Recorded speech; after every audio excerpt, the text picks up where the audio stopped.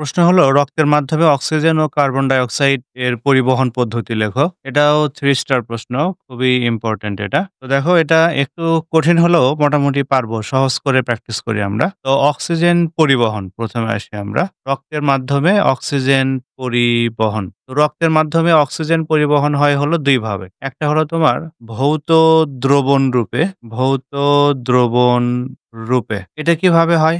দেখো তো আমরা যখন প্রশ্বাসের সাথে বাতাস গ্রহণ করি, তার সাথে অক্সিজেন থাকে। অক্সিজেন অ্যালভিওলাস থেকে ব্যাপন প্রক্রিয়ায় প্রবেশ করে হলো কৈশিক জালিকার রক্ত। একটু আগে আমরা পড়লাম। তো কৈশিক জালিকার রক্তে প্রবেশ করার পর দেখো রক্তরসের যে পানি থাকে, আমরা জানি হলো রক্তরস বা প্লাজমাতে পানি থাকে হলো ৯০ থেকে ৯২%। ঠিক আছে? পানি থাকে। এই পানির সাথে তোমার হলো তাহলে পানি তার সাথে যুক্ত হয় হলো অক্সিজেন। ঠিক আছে? এটা কিন্তু মানে একদম যে যুক্ত হয়ে অন্য যৌগ তৈরি করবে তা না। এটা দুর্বল হাইড্রোজেন বন্ধনে দিয়ে পানির সাথে এই অক্সিজেনটা যুক্ত হয়। যুক্ত হয়ে এরা পরিবাহিত হয়। দ্রবীভূত অক্সিজেন হিসেবে এরা পরিবাহিত হয়। আর এ কারণে একে বলা হয় ভৌত দ্রবণ রূপে। এরা কোন রাসায়নিক যৌগ তৈরি করতে পারেনি। দ্রবীভূত অক্সিজেন রূপে পরিবাহিত হয়। আর এভাবে অক্সিজেন পরিবাহিত হয় মাত্র 2% অর্থাৎ ১০০ মিলি রক্তে এভাবে অক্সিজেন পরিবহন হয় মাত্র 0.2 মিলি। মাত্র 0.2 মিলি অক্সিজেন পরিবহন করে। আর এই মাত্র 0.2 মিলি যে অক্সিজেন রক্তরসে মিশে গেল, এই কারণেই রক্তরসের যে চাপ অথবা আমরা বলি যে রক্তের চাপ যেটা ১০০ মিলিমিটার এইচজি এটা ধরে রাখে। রক্তচাপ ১০০ মিলিমিটার এইচজি এইটা ধরে রাখে হলো এই মাত্র 2% অক্সিজেন, দ্রবীভূত অক্সিজেন। রক্তচাপের উপরে কিন্তু অনেক বড় একটা প্রভাব রাখে। ওকে? তো এবার আসি অক্সিজেন পরিবহন গেল ভৌত দ্রবণ রূপে। এবার আসি হলো রাসায়নিক যৌগ রূপে অক্সিজেন পরিবহন। ২ নাম্বার হলো রাসায়নিক যৌগ রূপে অক্সিজেন পরিবহন। রাসায়নিক যৌগ রূপে। তো খেয়াল করো এটাও সোজা। তো আমরা জানি মানুষের রক্তের লোহিত কণিকার ভিতরে তোমার থাকে হলো হিমোগ্লোবিন। লোহিত কণিকাতে থাকে হলো হিমোগ্লোবিন। হিমোগ্লোবিনের সংকেত হলো HB4 ওকে? এই রক্তের অক্সিজেন যখন মিশে গেল অ্যালভিওলাস থেকে যখন কোষিজালিকার রক্তে, তখন হিমোগ্লোবিনের সাথে ৪ টা করে অক্সিজেন যুক্ত হয়। একটা হিমোগ্লোবিনের সাথে ৪ টা অক্সিজেন যুক্ত হয়। হয়ে উৎপন্ন করে হলো অক্সিহিমোগ্লোবিন নামক যৌগ। এই যে HbO2 অক্সিহিমোগ্লোবিন যৌগ। এই অক্সিহিমোগ্লোবিন যৌগরূপে অক্সিজেন পরিবাহিত হয়। এটা কিন্তু রাসায়নিক বন্ধনের মাধ্যমে যুক্ত হয়। আগের মতো ভৌতভাবে না। এ কারণে একে বলা হচ্ছে রাসায়নিক যৌগরূপ। আর এভাবে প্রায় হলো 98% অক্সিজেনই পরিবাহিত হয়। তাহলে 98% অক্সিজেন পরিবাহিত হয় রাসায়নিক যৌগ রূপে। অক্সিহিমোগ্লোবিন যৌগ রূপে। এবার দেখো ১ম দিকে অ্যালভিওলাস থেকে যে অক্সিজেনটা আসে, তখন অক্সিজেন ঘনত্ব রক্তে বেশি থাকে। অক্সিজেন ঘনত্ব বেশি থাকে। অক্সিজেন ঘনত্ব বেশি থাকার কারণে এই তো হিমোগ্লোবিনের সাথে যে অক্সিজেনের বন্ধন এটা শক্তিশালী হয়। এটা বেশ শক্তিশালী বন্ধন হয়। কিন্তু এইটা যখন তোমার কৈশিক জালিকা হতে কোষের কাছে চলে যায়, যেমন ধরো এটা হলো কোষ। এখন এই কোষকে তোমার ঘিরে রাখছে ধরো কৈশিক জালিকা। কোষের পাশ দিয়ে তোমার থাকে হলো কৈশিক জালিকার পরেও আরো একটা বিষয় আমি দেখাই। দেখো, এটা হলো টিস্যু ফ্লুইড। তাহলে কোষকে তোমার ঘিরে থাকে হলো টিস্যু ফ্লুইড। আর টিস্যু ফ্লুইডের বাইরে তোমার আছে হলো কৈশিক জালিকা। তাহলে টিস্যু ফ্লুইডের বাইরে আছে হলো কৈশিক জালিকা। খেয়াল করো তুমি। তাহলে এটা হলো কৈশিক জালিকা। তাহলে আমার এই কৈশিক জালিকার মধ্যে যে অক্সিজেন কি হিসেবে HbO এই হিসেবে আছে। এখন এই কোষের ভিতরে অক্সিজেন ঘনত্ব হলো কম। আর এখানে অক্সিজেন ঘনত্ব হলো বেশি। ফলে এই অক্সিজেন কি করতে চায়? এখান থেকে এখানে পার হতে চায়। এখান থেকে কোষের ভিতরে পার হতে চায়। তখন হিমোগ্লোবিনের সাথে অক্সিজেনের যে বন্ধনী এটা ভেঙে যায়। ফলে অক্সিজেন কি করে?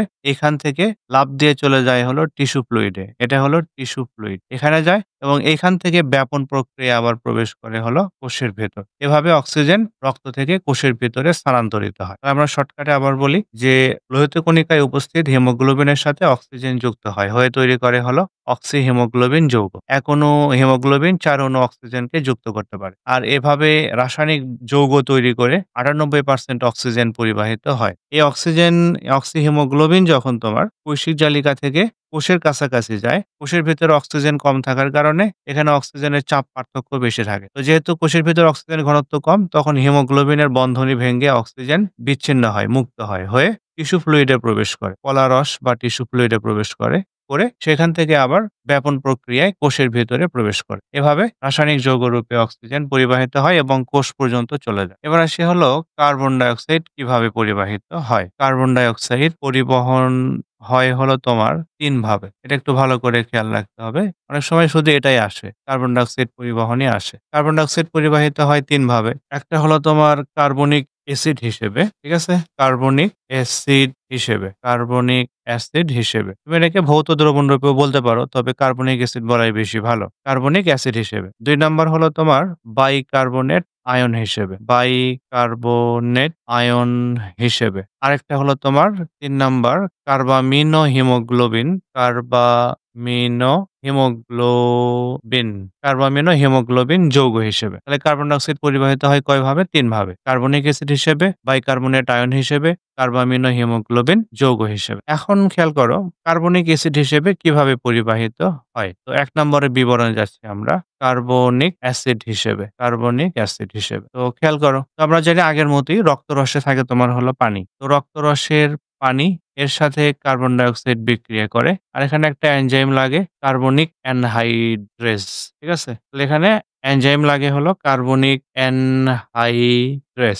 বর্গীয় জ হবে। কার্বনিক অ্যানহাইড্রেজ এনজাইম প্রয়োজন হয়। তো এই এনজাইমের তোমার হলো কারণে এই এনজাইমের প্রভাবে কার্বন ডাই অক্সাইড পানির সাথে বিক্রিয়া করে। করে তৈরি করে হলো কার্বনিক অ্যাসিড। কার্বনিক অ্যাসিড তৈরি করে। এই কার্বনিক অ্যাসিড রক্তরসের মাধ্যমে পরিবাহিত হয়। কোষের বিভিন্ন জায়গা থেকে এটা পরিবহন করে নিয়ে আসে। তো এভাবে মাত্র ৫% কার্বন ডাই অক্সাইড পরিবাহিত হয়। তাহলে কার্বনিক অ্যাসিড হিসেবে মাত্র ৫% কার্বন ডাই অক্সাইড পরিবাহিত হয়। ওকে? তার মানে হলো ১,০০০ কার্বন ডাই অক্সাইড অণুর মধ্যে মাত্র ১ অণু কার্বনিক অ্যাসিড হিসেবে পরিবাহিত হয়। তাহলে ১,০০০ যদি কার্বন ডাই অক্সাইড অণু ঢোকে তোমার কোষের ভিতরে থাকে, তার মধ্যে মাত্র ১ অণু পরিবাহিত হয় হলো এই কার্বনিক অ্যাসিড হিসেবে। এবার আসি হলো ২ নাম্বার, নাম্বার ২ হলো তোমার বাইকার্বনেট আয়ন হিসেবে। এটা একটু বেশি কমন। আ ভালোভাবে প্র্যাকটিস করতে হবে। বাইকার্বনেট আয়ন হিসেবে। তো খেয়াল করো কিভাবে হয় এটা। তো ধরে নিলাম এইটা হলো আমার কাছে যেটা আছে এটা হলো লোহিত কণিকা। আর বাইরে তোমার যেটা আছে এটা হলো তোমার রক্তরস। তাহলে আমার ভিতরে আছে হলো লোহিত কণিকা, ওকে ঘিরে রাখছে হলো রক্তরস। ওকে। তো খেয়াল করো লোহিত কণিকার ভিতরে কার্বনিক অ্যানহাইড্রেস নামক যে এনজাইম, সেই এনজাইমটা বেশি থাকে। যার ফলে এর ভিতরে যখন তোমার কার্বন ডাই অক্সাইড ঢুকে পড়ে লোহিত কণিকার ভেতরে, এর প্রাচীর ভেদ করে, তখন খুব সহজেই বিপুল পরিমাণে, ঠিক আছে? কার্বনিক অ্যাসিড তৈরি হয়। কার্বনিক অ্যাসিড আবার এখানে ভেঙে যায়। ভেঙে গিয়ে উৎপন্ন করে হলো প্রোটন, হাইড্রোজেন আয়ন আরকি। আর হলো হাইড্রোজেন কার্বনেট বা বাইকার্বনেট, বাইকার্বনেট আয়ন তৈরি করে। তাহলে এখানে প্রচুর পরিমাণে তৈরি হয় কার্বনিক অ্যাসিড এবং সেগুলো আবার ভেঙেও যায়। ভেঙে গিয়ে তৈরি করে হলো বাইকার্বনেট আয়ন আর হলো তোমার প্রোটন বা হাইড্রোজেন আয়ন। বাইকার্বনেট আয়ন কি করে তোমার হলো পটাশিয়াম থাকে এর ভিতরে, পটাশিয়াম আয়ন তার সাথে যুক্ত হয়। হয়ে লোহিত কণিকার ভিতরে তৈরি করে হলো potassium hydrogen carbonate. Potassium hydrogen carbonate. তো এটা তৈরি করে। পটাশিয়াম হাইড্রোজেন কার্বনেট তোমার তৈরি করল। তো এটা তৈরি করার পর এটা এভাবেই পরিবাহিত হতে থাকে। এবার দেখো যেহেতু এখানে বিপুল পরিমাণ কার্বনিক অ্যাসিড তৈরি হয়, এই বিপুল পরিমাণ কার্বনিক অ্যাসিড থেকে বিপুল পরিমাণ বাইকার্বনেট আয়নও তৈরি হয়। এই বাইকার্বনেট আয়নগুলো এখানে তো এতগুলো প্রয়োজন নাই। তখন তারা কি করে এখান থেকে বাইরে বের হয়ে চলে আসে। তাহলে কিছু পরিমাণ বাইকার্বনেট আয়ন লোহিত কণিকা থেকে বের হয়ে বাইরে চলে আসে। এসে এখানে এসে এরা কি করে আ রক্তরসে থাকে হলো সোডিয়াম, তার সাথে তোমার হলো এই বাইকার্বনেট আয়ন এসে যুক্ত হয়। হয়ে তোমার উৎপন্ন করে হলো সোডিয়াম বাইকার্বনেট। এভাবেই এরা কার্বন ডাই অক্সাইড পরিবহন করতে থাকে। এখন দেখো যে কয়টা বাইকার্বনেট ধরো এখানে আমার ১০ টা ছিল হলো বাইকার্বনেট। বাইকার্বনেট ছিল হলো ১০ টা। কয়টা ছিল? ১০ টা। ১০ টার মধ্যে ধরো ৫ টা হলো এখানে বের হয়ে আসছে। তাহলে এখানে আমার বাইকার্বনেট বের হয়ে আসছে হলো ৫ টা আমি ধরে নিলাম। আর ছিল হলো কয়টার ভিতরে? ১০ টা। এই যে ৫ টা বাইরে বের হলো তার মানে ঋণাত্মক আয়ন কিন্তু ৫ টা এখানে ঘাটতি পড়ে গেল। এই ৫ টা ঋণাত্মক আয়নের ঘাটতি পূরণ করার জন্য রক্তরস থেকে তোমার কি করে? রক্তরস থেকে এই ৫ টা তাহলে কি করবে? ৫ টা হলো তোমার ক্লোরাইড আয়ন, ৫ টা ক্লোরাইড আয়ন তখন রক্তরস থেকে ওই ঘাটতি পূরণ করার জন্য লোহিত কণিকার ভিতরে প্রবেশ ঘাটতি পূরণ হয়ে গেল। তাহলে এই যে তোমার মনে করো ৫ টা বাইকার্বনেট ভিতরে ঢুকলো আর ৫ টা বাইকার্বনেট বাইরে আসলো আর ৫ টা ক্লোরাইড ভেতরে ঢুকলো। ক্লোরাইড আয়নের এই স্থানান্তরটাকে বলা হয় হলো ক্লোরাইড শিফটিং। এটা আবিষ্কার করছে বিজ্ঞানী হ্যামবার্গার। এজন্য এই বিক্রিয়ার নাম বলা হয় হ্যামবার্গার বিক্রিয়া। ওকে? তাহলে আমরা পারবো হ্যামবার্গার বিক্রিয়া কিন্তু ইজি আছে। আর ক্লোরাইড শিফটিং বা হ্যামবার্গার বিক্রিয়া বলতে আমরা কি বুঝাই? তো পারবো এটা অবশ্যই পারবো। আশা করা যায়। তাহলে আরেকবার শুনি, তাহলে বেশি ভালো পারবো আরো। তো রক্তরস থেকে কার্বন ডাই অক্সাইড লোহিত কণিকার ভেতরে প্রবেশ করে। লোহিত কণিকার ভেতরে কার্বনিক অ্যানহাইড্রেজ এনজাইম বেশি থাকে। এটা কার্বন ডাই অক্সাইডের সাথে পানির বিক্রিয়া ঘটিয়ে বিপুল পরিমাণে কার্বনিক অ্যাসিড তৈরি করে। কার্বনিক অ্যাসিড আবার ভেঙে যায়। ভেঙে গিয়ে তৈরি করে হলো বাইকার্বনেট আয়ন আর হলো প্রোটন বা হাইড্রোজেন আয়ন। এই বাইকার্বনেট আয়ন এখানে বিপুল পরিমাণ তৈরি হয়। এজন্য কিছু বাইকার্বনেট আয়ন বাইরে বের হয়ে আসে। আর ভিতরের বাইকার্বনেট আয়নগুলো পটাশিয়ামের সাথে বিক্রিয়া করে উৎপন্ন করে হলো পটাশিয়াম বাইকার্বনেট এবং সে হিসেবেই পরিবাহিত হয়। আর যে কয়টা বাইকার্বনেট বাইরে বের হয়ে আসছে ঠিক সে কয়টা ক্লোরাইড রক্তরস থেকে লোহিত কণিকার ভেতরে প্রবেশ করে। ফলে ক্লোরাইডের স্থানান্তর ঘটে। এই স্থানান্তরটাকে বলা হয় হলো ক্লোরাইড শিফটিং।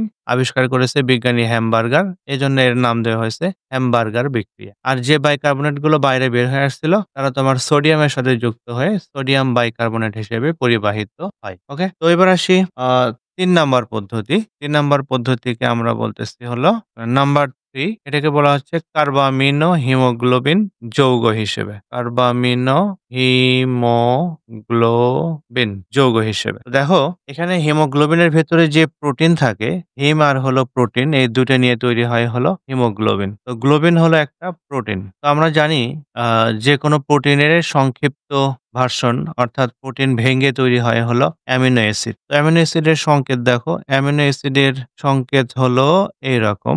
ধরো এটা একটা হাইড্রোজেন আছে, এখানে আছে হলো NH2, এখানে তোমার আছে হলো হাইড্রোজেন। এটা একটা অ্যামিনো অ্যাসিড। তো অ্যামিনো অ্যাসিডের অ্যামিনো গ্রুপ থাকতেছে আর এখান থেকে এরা কি করে একটা হাইড্রোজেনকে এখান থেকে তোমার মনে করো সরিয়ে ফেলা হয়। ফেলে এখানে তোমার এসে যুক্ত হয় হলো carbon die oxide. Carbon die oxide যখন এর সঙ্গে তোমার যুক্ত হয়ে যায় তখন তোমার হলো এই যৌগের তখন নাম হয়ে যায় হলো কার্বামিনো হিমোগ্লোবিন। ওকে? তো এখানে কার্বন ডাই অক্সাইড থেকে আসছে হলো কার্বা। তারপর এখানে হলো অ্যামিনো গ্রুপ এজন্য বলা হচ্ছে অ্যামিনো। আর এটা প্রোটিন যেহেতু এজন্য একে বলা হচ্ছে আ গ্লোবিন। ৩ টে মিলে হলো কার্বা অ্যামিনো হিমোগ্লোবিন বা কার্বামিনো হিমোগ্লোবিন। ইজি আছে আমরা এটা পারবো।